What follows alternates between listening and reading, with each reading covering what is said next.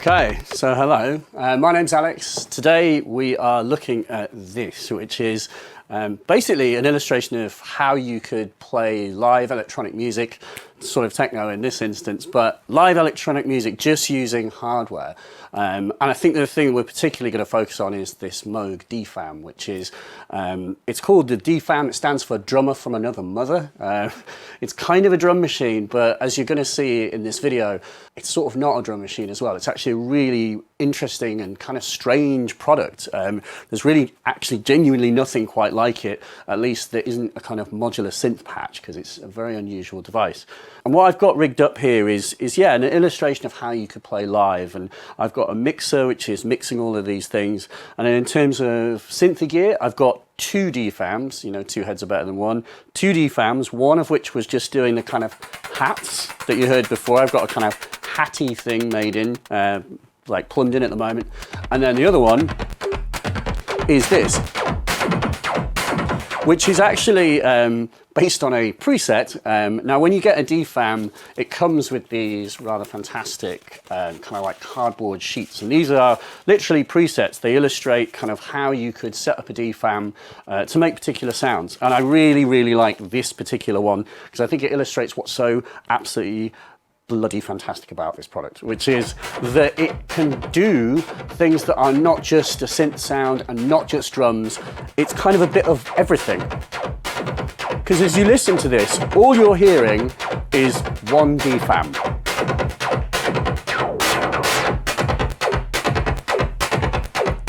And yet, what it's doing is almost like the elements that could be a complete track. It's got a kick drum element, it's got kind of a snarey, sort of hatty snare element, and a kind of pitched, like a pitched little like sound as well. And it's because, yeah, it can do all of these things in one device, because we'll look at how it works, but that to me is just the most amazing thing. And it really lends itself to kind of jamming. You know, what I'm doing here and what we'll kind of end, and I'll just have a little bit of a play around and jam some more so I can kind of show you the ways you can push it around. But I can't stress enough how it's just the most fun thing to jam with. You don't always quite know what it's going to do at any one time.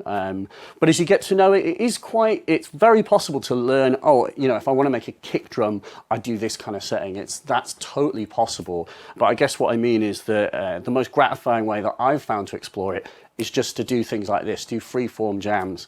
And it suits this live thing, but you could totally use that in a studio environment as well. So, you know, if you're recording music at home, just record loads of jams. Record jams like this, separate all of the elements, and then there's always going to be, you know, an amazing sort of 3 or 4 seconds, maybe a whole like few minutes that you can slice up and loop and build tracks from. The DFAM is a completely unique device, and I think for doing that, for kind of expressive, strange track building ideas, you just can never have like a writer's block moment with it. It's like the complete solution to writer's block. You just turn this thing on and just jam and freak out, and you'll always come up with something cool. So in terms of just explaining how I've got everything hooked up, so this is something you might want to do as well. As I said, I've got a mixer, and the mixer is just mixing the individual outputs of these synths. I've got an Eventide H9, which is supplying very nice delay. But the H9 is a multi-effect. You've got loads of different things. I'm actually controlling it with my iPhone because it's Bluetooth. There's actually a Windows and Android and Mac editor as well. But it can run any of these algorithms. So it's a very cool device to have, just because you've got such amazing sounds, really strange, pitched, freaky delays, things like this. And then in terms of synths, as I said, we've got two DFAMs. The first one doing this, the second one currently doing hats. But then I've also got a Mother 32, this thing, which just sounds wonderful. You know, the Mother 32 is kind of a traditional bass synth from Moog. It's got, you know, an oscillator, filter, envelope generator, and an LFO. So very, very simple blocks. But it's really interesting because it's got this modular, semi-modular patch bay, just like the DFAM. When you have a few of these devices, there's lots of cool things that you can do in terms of linking them together. For example, one thing that I've done is actually use one of the DFAM's oscillators, because they're just, you know, full range Moog oscillators, and feed it into the Mother 32 and use it as an extra oscillator by basically sending the pitch from the Mother 32 into that DFAM. Then you can have the oscillator track harmonically with the Mother 32, but add itself into the Mother 32, if that makes sense. It's an expander, but you can also use the DFAM to make percussion sounds at the same time. So there's lots of nutty things you can do, but that's kind of not what I'm doing here. What I'm doing here is very simple. All I've done is I've got the assignable output of the Mother 32, which is a flexible output. You can basically make the assignable output do multiple different things. It could be making an LFO, various other sort of function generators. But for my purposes, what I've got it doing is making a nice steady clock. So it's making just an analog clock pulse, which is just a simple sort of analog pulse stream. And then I've gone to the mult on the Mother 32, which is basically the mult will copy that clock, and then I've sent it out to the DFAMs. So both of these DFAMs are receiving the clock from the Mother 32, and so the Mother 32 therefore acts as a master. Now there's lots of other devices that will have analog clocks made these days, like most manufacturers, not just Moog of course, most manufacturers are building stuff with clocks. So you've got lots of interesting options to have tons of other devices on a table like this. So it doesn't have to just be DFAMs, you can mix it up with any device. The kind of clocking standard is relatively standard, and most devices can be made to work with the kinds of clocks that these generate. But it's just cool. Like, as you see, they're all in time. And if I slow this down, turn down the delay, they just all behave nice and sensibly. So that's kind of illustrates how it works. And then, yeah, maybe we should just have a little bit of a kind of play around. Actually, one thing just to mention quickly is that the Mother 32 has a sequencer. That's why it's called a Mother 32, because it has a 32-step sequencer. And that's another really fun one to mess around with. I think the Mother 32 sequencer is quite sort of, it's almost scary when you first have a go at it, but don't be scared of it because it's actually relatively straightforward. It's quite tweaky in the sense, and you'll see me messing around with this, and maybe I can talk about what I'm doing. But best thing to do with the Mother 32 sequencer is just go into the manual, because there's a 2-page tutorial that explains how the sequencer works, and you literally follow along with the steps. You know, step 1, do this, step 2, do this. And I didn't understand how it worked when I first started that tutorial. After I read the tutorial, I got it, and then you're just away. And it's a really interesting sequencer to kind of jam with, because there's lots of little tricks. So maybe we'll just play around. So as I start the sequence, you'll hear that's the Mother 32. We'll speed it up a little bit. And so I'll turn down. So on the DFAM, this bottom row here is controlling velocity, loudness of the step. And the top one is controlling pitch. We'll come on to what this all is, but I'll get the Mother 32 to play a higher note so I can transpose it, which is fun. But if I move it onto step mode, I can then hit set end and make a 5-step sequence. I can actually make up to a 32-step sequence. And I can do things like turn notes on and off. So you can, with a 5-step sequence, it's going to sort of phase, interestingly, because the DFAM is always going to produce an 8-step sequence. But now we've got an 8-step sequence and a 5-step sequence playing off of each other. And I'll come over to make sure I'm in step mode. And what I can do is change the pitch of every note. So I can go shift and select the note, and then this becomes like a keyboard. These are the black notes, these are the white notes here. So I can make a nice little sequence there, lengthen it with the decay, and then I'm going to come over to keyboard mode, and I'm going to transpose it.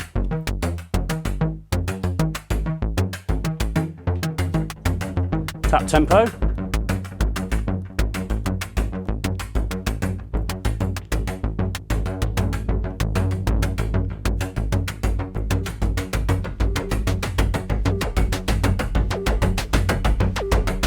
pretty good.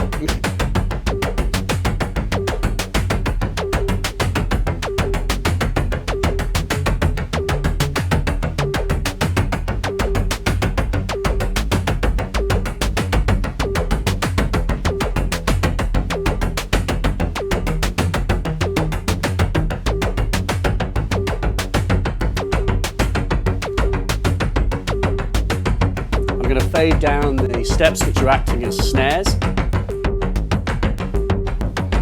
And the way that this DFAM patch is wired up, the pitch controls whether a snare is occurring, because the patch designer has set the pitch sequencer to control the amount of noise on a per step sequence, meaning that the higher the pitch, the more likely there is to be white noise integrated into that step. What it means is if you have a very high pitch and you turn it up, it sounds like a snare. So then I can therefore have snares on particular steps like 3 and 7 here, which I'll turn up. So you start to hear 7 becomes audible, I can fade it down. Or if I turn the pitch down, it's going to start, the noise will fade away, and it becomes more like a bass note on its own.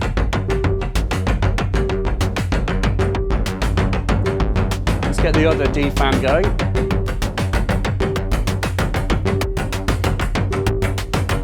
And I can lengthen the notes. And I'm going to change the volume.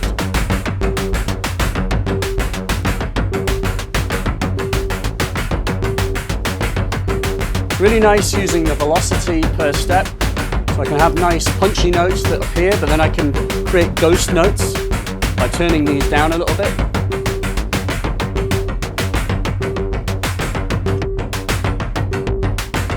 And by turning up the notes on the correct step, you create that kind of forward downbeat, or that forward rhythm.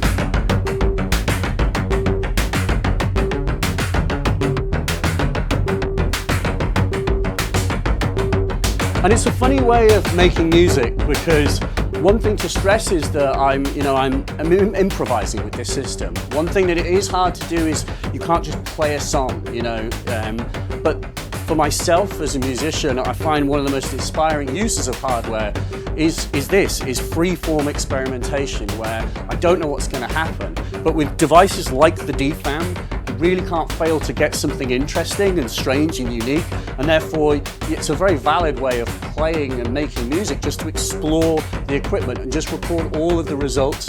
But I honestly think that you could play a show with pretty much just the DFAM and some effects. It would be pretty proto, it really suits like industrial music and techno music, but there's absolutely no reason that you can't do other things with it as well. Like, one interesting point with the DFAM is that you've got this trigger button, which there's not much going on this step, but if I stop that, advance, maybe to this, you can use this to create a one-shot, like just literally fire off that voice in its current state. And I can turn these down to get a different sound. I've got the high pass on.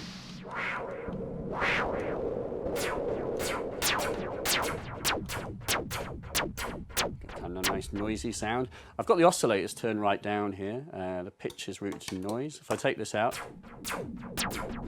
we can sort of get less of a noisy sound, more of a pitch. Ooh. That's really cool. What will that sound like if we run it? So hit run. I'll mute these other ones.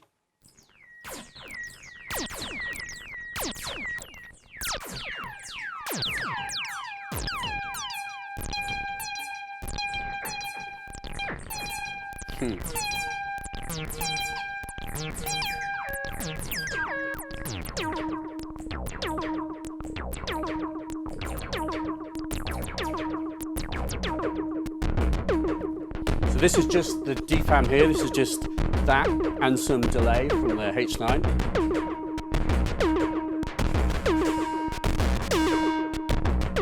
What I'm doing here is adjusting, you've got 3 envelope generators. One for the overall volume, one for the filter, and one that controls the oscillators. And then you've got interesting ways of combining the oscillators together, including FM, which makes this kind of clangorous bell-like tone.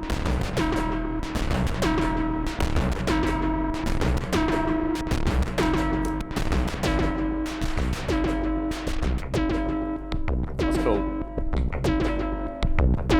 It's really cool. But I hope that illustrates as a good example of how I had absolutely no idea that was what was going to happen when I started messing with this thing. But by just playing around, stuff just happens. Interesting, cool, musical. And then if we combine that with this,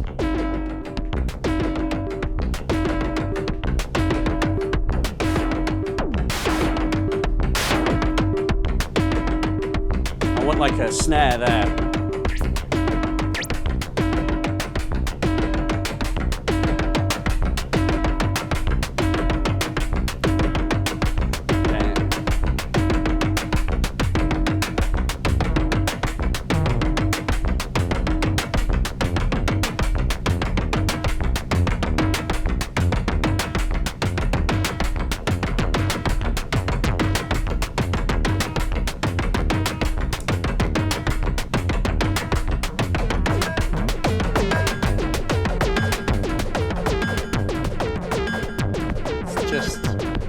Very nutty and interesting device. So I hope that gives you an indication of the kinds of possibilities that you can cook up with this stuff. The whole idea of playing live is more achievable these days than it has ever been, I think. There's so many devices that can all be connected in interesting ways. And so I think the DFAM is just a totally unique example of that. It's completely analog.